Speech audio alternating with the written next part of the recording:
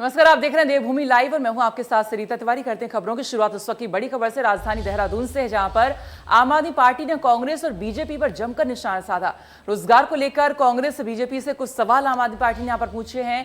पूछा है कि हरीश रावत को रोजगार के मुद्दे पर डिबेट का न्योता देते हैं। दिल्ली और उत्तराखंड का बजट लगभग बराबर है, तो आखिरकार उत्तराखंड में दिल्ली जैसी सुविधाएं क्यों नहीं है।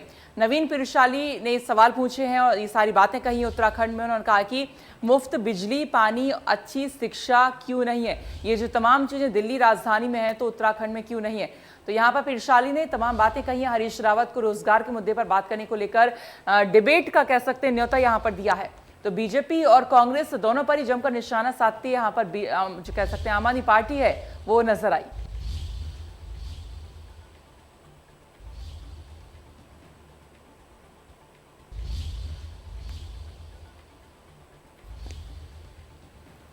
तो देहरादून में आम आदमी पार्टी ने कांग्रेस और बीजेपी पर जमकर निशाना साधा है। आपको बता दें, रोजगार को लेकर बीजेपी और कांग्रेस दोनों से ही आम आदमी पार्टी ने सवाल पूछे हैं। साथ ही हरीश रावत को रोजगार के मुद्दे पर डिबेट करने का भी न्योता यहां पर दिया है। तो दिल्ली और उत्तराखंड का बजट लगभग बराबर है, ये भी नवीन पिरशाली ने यहां पर कहा है। तो आखिरकार उत्तराखंड में मुफ्त बिजली, पानी और अच्छी शिक्षा क्यों नहीं है जैसे दिल्ली में दी जा रही है।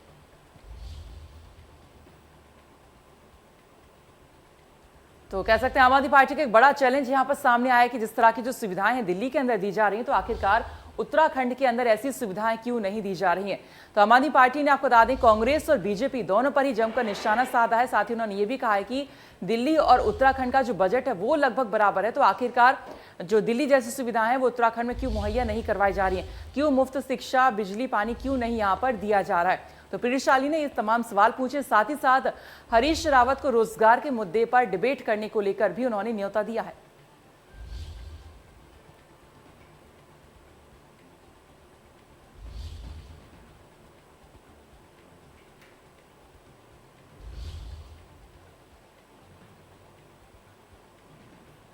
तो आम आदमी पार्टी ने कह सकते हैं कांग्रेस और बीजेपी पर वार करते हुए सवाल भी यहां पर पूछे हैं और कह सकते हैं एक चेतावनी भी यहां पर दे दी है कि आखिरकार जो सुविधाएं दिल्ली में है उत्तराखंड में क्यों नहीं है। और रोजगार के मुद्दे पर, जो कि कहीं ना कहीं उत्तराखंड में रोजगार का मुद्दा एक हमेशा से रहा है, जो पलायन का मुद्दा रहा है, रोजगार का मुद्दा रहा है, इसको लेकर भी सवाल पूछते नजर आए। हरीश रावत को न्योता दिया है कि रोजगार के मुद्दे पर वो बात कर सकते हैं। डिबेट का भी न्योता यहाँ पर दिया गया है। तो यहाँ पर पिरशाली ने तमाम सवाल यहाँ पर किए प्रेस कॉन्फ्रेंस करते हुए और दिल्ली जैसी सुविधाएं देने की बात उत्तराखंड में कही। साथ ही सवाल भी पूछे कि आखिरकार ये सुविधाएं वहां पर क्यों नहीं।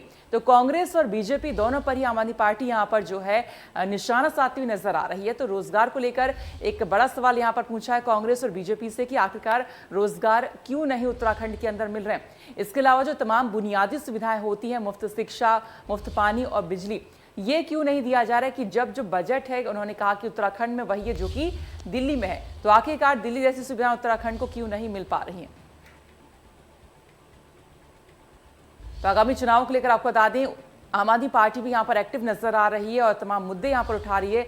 और साथ ही बीजेपी, कांग्रेस भी अपनी अपनी रणनीति बनाने में लगी हुई है, लेकिन आम आदमी पार्टी भी एक्टिवली इसमें कह सकते हैं दिख रही है। और दिल्ली और उत्तराखंड का कंपेयर करते यहाँ पर पिरशाली नजर आए। तमाम सवाल उन्होंने दोनों ही पार्टियों से पूछे हैं, क्योंकि दोनों ही पार्टियां सत्ता में रही हैं। तो सवाल उन्होंने दोनों ही पार्टियों से पूछे और रोजगार का जो मुद्दा रहा उसको उन्होंने प्रमुख रखा। हाल ही में कांग्रेस से छोड़कर बीजेपी में शामिल हुए पुरोला के विधायक राजकुमार की सदस्यता समाप्त करने की कांग्रेस ने मांग की है। नेता प्रतिपक्ष प्रीतम सिंह ने इस संबंध में आज विधानसभा अध्यक्ष के नाम एक याचिका विधानसभा सचिव को दी है। वहीं इसके माध्यम से पुरोला से कांग्रेस विधायक रहे राजकुमार की सदस्यता को खत्म करने की मांग की है। नेता प्रतिपक्ष प्रीतम सिंह ने कहा है कि दल बदल कानून के तहत उनकी सदस्यता रद्द होनी चाहिए। वहीं कांग्रेस प्रदेश अध्यक्ष गणेश गोदियाल ने भी विधानसभा अध्यक्ष को पत्र लिखकर विधानसभा चुनाव के लिए भी राजकुमार को अयोग्य घोषित करने की मांग की।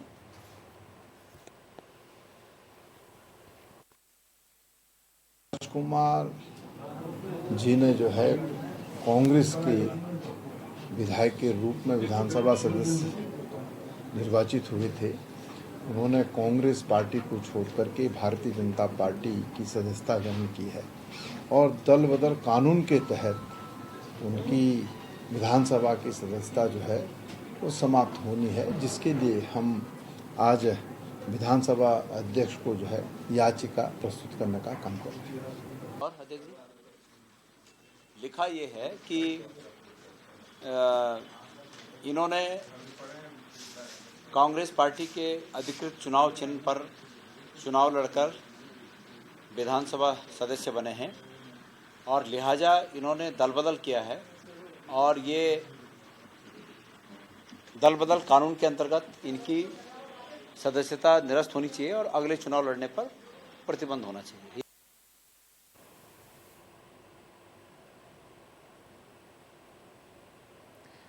तो यहाँ पर दल बदल कानून के तहत कार्रवाई की मांग की गई। विधायक राजकुमार की सदस्यता भी रद्द करने की यहाँ पर मांग उठ रही है और इस मांग को लेकर विधायक राजकुमार की जो सदस्यता है, गणेश गोदियाल ने भी अपना यहाँ पर बयान दिया है।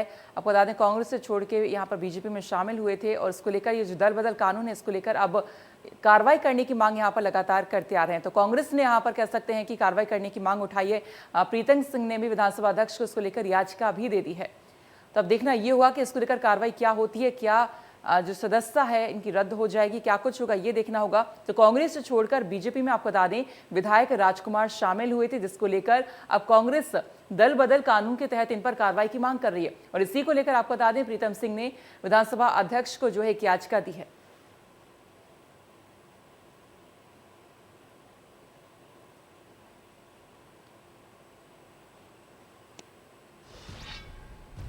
रुड़की में किसानों की महापंचायत हुई। आपको बता दें किसानों का हुजूम भी उमड़ा है। राकेश टिकैत ने बीजेपी सरकार पर जमकर निशाना साधा। उन्होंने कहा कि गरीब की रोटी और तिजोरी को बंद करना चाहती है बीजेपी। और लक्सर में करीब 5000 किसान शामिल हुए। तो बड़ी खबर की आपको बता रहे हैं, किसानों की महापंचायत को संबोधित करते हुए राकेश टिकैत ने कहा कि भाजपा गरीब की रोटी और तिजोरी बंद करना चाहती है। उन्होंने आने वाले चुनाव में भाजपा को सबक सिखाने की भी अपील की है। वहीं इस दौरान महापंचायत में आने वाले किसानों के लिए लंगर का भी यहां पर आयोजन किया गया। तस्वीरें यहां पर आप देख रहे हैं किस तरह से किसानों का हुजूम संयुक्त किसान मोर्चा उत्तराखंड में यहां पर उमड़ा है और लोगों तमाम यहां पर मौजूद थे किसान। और कहीं ना कहीं राकेश टिकैत ने जो बयान दिया है, बीजेपी पर जमकर निशाना साधा और आगामी चुनावों में बीजेपी को सबक सिखाने की भी यहां पर बात की है।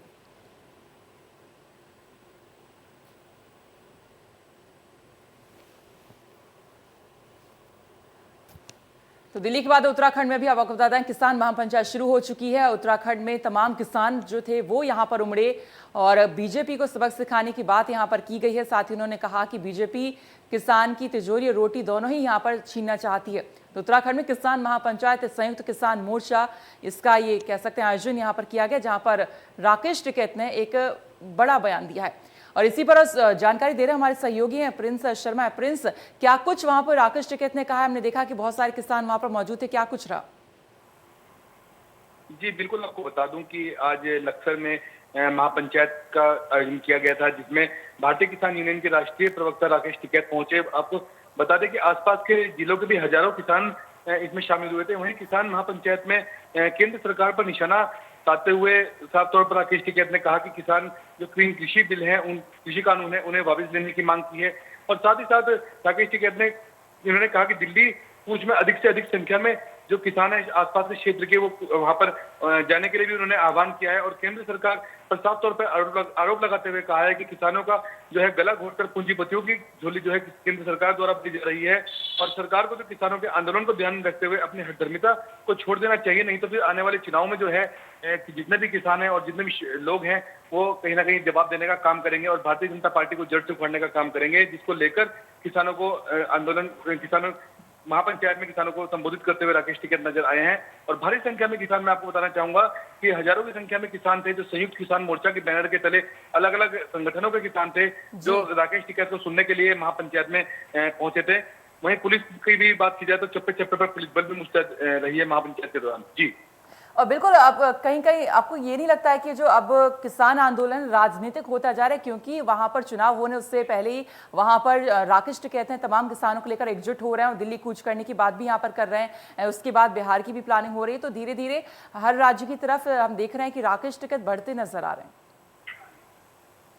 जी बिल्कुल, कहीं ना कहीं बात की जाए तो ये बात देखने को ही मिल रही है, क्योंकि भी मैं आपको बताना चाहूंगा, कुछ दिन पहले रुड़की के बेलडा में भी किसान महापंचायत हुई थी, उसके बाद मुजफ्फरनगर में भी महापंचायत हुई थी। वहां किसानों को सबको इकट्ठा करके यही कहा गया था कि जहां जहां जिन जिन राज्यों में भारतीय जनता पार्टी की सरकारें हैं, वहां जाकर पूर्ण रूप से किसान उनका विरोध करेंगे और महापंचायत का जो है आयोजन करेंगे। तो कहीं ना कहीं देखने वाली बात यही है कि चुनाव नजदीक है, 6 महीने का समय चुनाव में रह गया है, तो कहीं ना कहीं किसान भी राजनीतिक पार्टी की तरफ बढ़ते हुए दिखाई दे रहे हैं और भारतीय जनता पार्टी के खिलाफ जमकर खड़े हो रहे हैं और यही उनका कहना है कि सरकार को यहाँ से उखाड़ कर फेंकेंगे। तो राजनीतिक की बात की जाए, राकेश टिकैत भी जितनी भी महापंचायत हो रही है, सभी महापंचायतों में राकेश टिकैत भी हिस्सा ले रहे हैं और बढ़ चढ़कर भाग ले रहे हैं। जी बहुत शुक्रिया प्रिंस से पूरी जानकारी देने के लिए।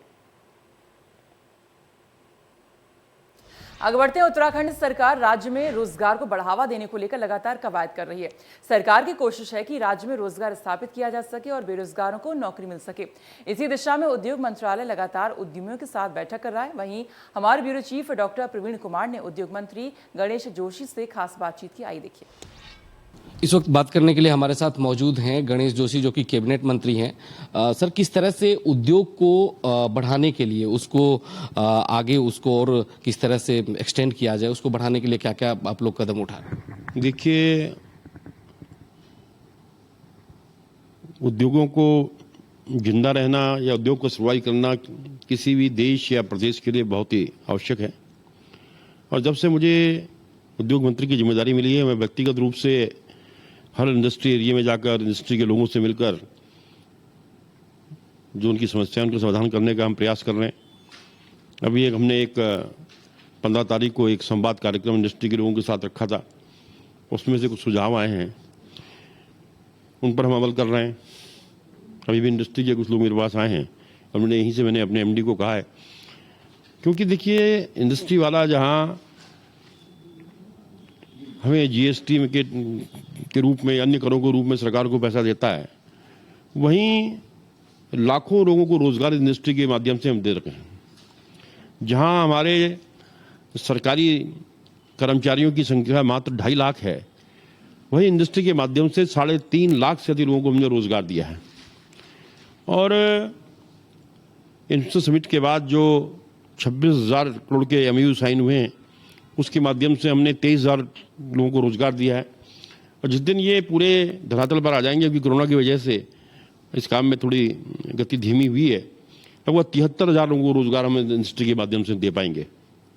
इसलिए इंडस्ट्री की जो भी समस्याएं, अभी हमने बोर्ड मीटिंग में पास किया है कि जो हमारे प्लॉट बिक नहीं रहे थे और उनके रेट ज़्यादा थे, 2800 साढ़े 2800 रुपये गज थे, उनको घटाकर हमने 2500 रुपये कर दिया है।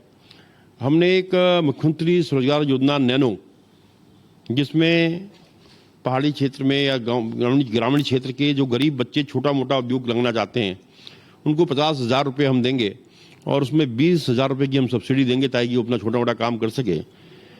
अभी हमने महिलाओं और फौजियों के लिए शेड्यूल के अंदर प्लॉट में जो है 5% की सब्सिडी हमने दी है। अगर कोई महिला इंडस्ट्री लगानी चाहती है या कोई पुरुष नहीं लगाना चाहता है, तो हमारी कोशिश ये है कि लगातार हमारे उद्योग मजबूत हों, उद्योग आगे बढ़ें, और उद्योग अगर मजबूत होंगे तो प्रदेश ही मजबूत होगा। सरकार से तमाम सुविधाएं लेने के बाद देखा यह जाता है कि इंडस्ट्री वाले जो उद्योग यहाँ पे लगते हैं, असेंबल का काम करने लगते हैं। तो इसमें एक बड़ी दिक्कत आती है सामने में कि असेंबलिंग यहाँ शुरू हो जाती है, जो फैक्ट्री होनी चाहिए, और जिस तरह से लोग यहाँ पे रोजगार। शुरू में जब पैकेज मिला था तो लोगों ने, हर किस्म के लोग हर समाज में हैं, तब कुछ लोगों ने इस प्रकार के काम यहाँ पर किए थे, उसका लाभ आप लिया, उसके बाद चले गए। लेकिन आज जितनी भी इंडस्ट्री यहाँ पर चल रही हैं, सब स्टेब्लिश हैं, मैन्युफैक्चरिंग यहाँ पर हो रही है। हाँ, कुछ जगह असेंबली भी हो रही है, लेकिन अब ऐसा नहीं है, और इंडस्ट्री के लोग इस प्रदेश के उत्थान में बहुत बड़ा अपना योगदान कर रहे हैं। तो ये थे हमारे साथ गणेश जोशी, जो बता रहे थे कि सैन्य धाम एक अनूठा सैन्य धाम बनाने की कोशिश कर रहे हैं और उस दिशा में काम कर रहे हैं। अपने कैमरा सहयोगी सौरभ के साथ इंडिया न्यूज प्रवीण कुमार। और एक बड़ी खबर है, उत्तराखंड में अब बढ़ सकता है मोटर व्हीकल टैक्स। परिवहन आयुक्त मुख्यालय ने टैक्स बढ़ाने की सिफारिश की है। कमर्शियल जो यात्री हैं, वाहनों का टैक्स बढ़ सकता है। यूपी अपने क्षेत्र में आने वाले वाहनों से प्रति माह 400 रुपये प्रति सीट वसूलता, आपको बता दें, और उत्तराखंड महज 100 रुपये ही वसूलता है। और इसी को लेकर अब जो बातें आ रही हैं कि अब ये जो कमर्शियल व्हीकल टैक्स है ये अब यहाँ पर बढ़ सकता है। तो बड़ी खबर इस वक्त की आपको हम बता रहे हैं, कमर्शियल यात्री वाहनों पर जो टैक्स है अब वो बढ़ जाएगा, क्योंकि देखा जाए जो यूपी से उत्तराखंड आते हैं तो इनको जो है टैक्स अभी कम देना पड़ता है, जो कि अब ज़्यादा देना पड़ेगा।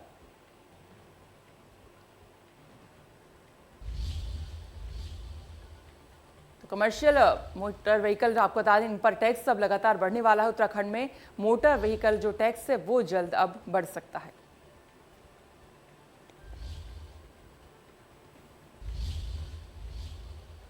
तो हल्द्वानी के बनफूलपुरा में नशे के इंजेक्शन का कारोबार दिन प्रतिदिन बढ़ता ही जा रहा है। पुलिस नशे के 69 इंजेक्शन के साथ 2 आरोपियों को गिरफ्तार भी कर चुकी है। दोनों आरोपी स्कूल और कॉलेज के छात्रों को इंजेक्शन सप्लाई करते थे। पुलिस आरोपियों से पूछताछ कर इस मामले की जांच में जुटी हुई है।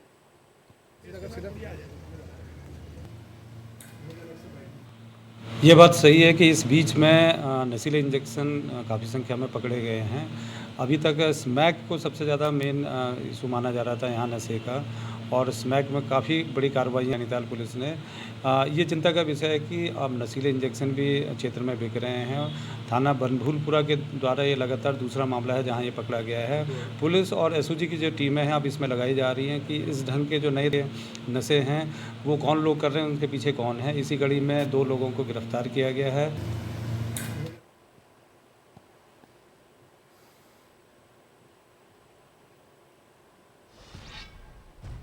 टिहरी के जिलाधिकारी आशीष ने जल जीवन मिशन के कार्यों का स्थलीय निरीक्षण किया, जिसमें केमसरी में 16 और भिलोड़ गांव में 14 घरों को हर घर नल और हर घर जल संयोजन से जोड़ा गया है। दोनों गांव में नए आरसीसी वाटर टैंकों के निर्माण का प्रस्ताव तैयार किया गया और 500 मीटर पाइपलाइन को प्रस्ताव में शामिल करने के निर्देश दिए गए।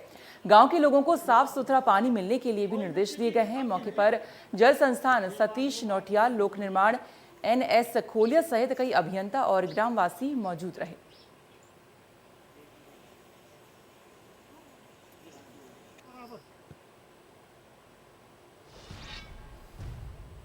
मसूरी के कैम्पटी गांव के पास स्थापित पेट्रोल पंप में मिलावट होने से लोग काफी परेशान हैं, जिसको लेकर पंप पर जमकर हंगामा किया गया और अधिकारियों पर कार्रवाई न करने का आरोप लगाया गया। पेट्रोल में पानी की मिलावट होने से लोगों की गाड़ियां भी खराब हो रही हैं और उन्हें खासी परेशानी का सामना भी करना पड़ रहा है। लोग लगातार बंद करने और इस मामले पर जाँच करने की मांग कर रहे हैं। तो आप जब इस लोग हैं काफी परेशान हैं लोग भी। हाँ यार ये देखो ना क्या चीज है, डीजल है ना, ये मसूरी वाला है। और खबर है हरिद्वार से, जहां महंत नरेंद्र गिरी का वीडियो एक सामने आया है। वीडियो में डांस करते नजर आ रहे नरेंद्र गिरी आईजी संजय गुंजियाल के साथ वो डांस करते इस वीडियो में नजर आ रहे हैं। बताया जा रहा है कि ये जो वीडियो है कुंभ मेले का है। निरंजनी अखाड़े में होली का कार्यक्रम भी हुआ था। नरेंद्र गिरी के साथ बाकी संतों ने भी यहाँ पर डांस किया था। तो ये जो वीडियो है ये लगातार वायरल हो रहा है। पहले बताया जा रहा है कि कुंभ मेले का वीडियो है और इसमें आईजी संजय गुंजियाल भी डांस करते नजर आ रहे हैं।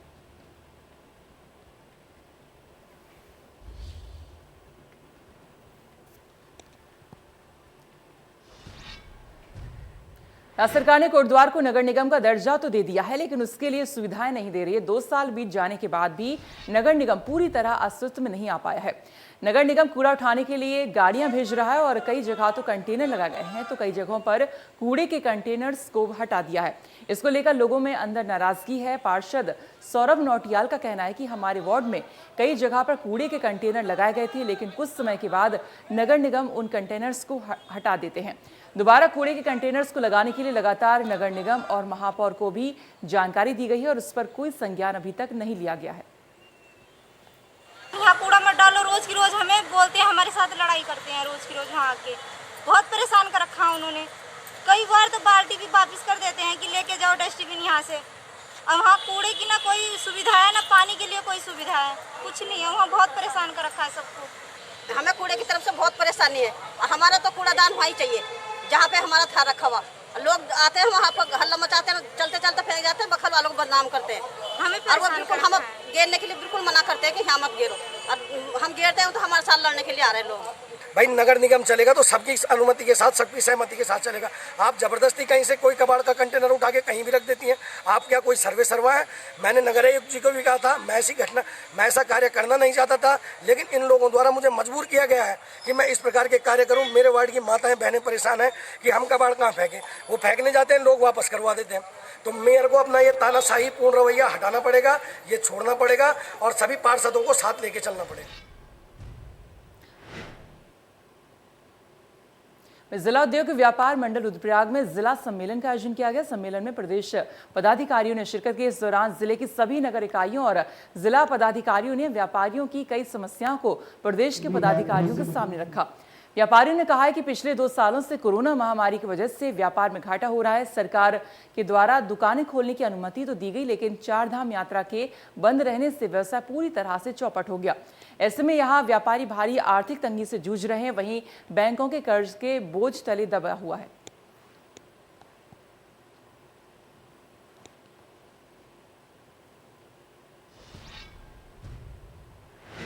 और फिलहाल इसी के साथ देवभूमि लाइव में इतना ही, लेकिन आगे खबरें जारी हैं। आप देखते रहिए इंडिया न्यूज़। नमस्कार।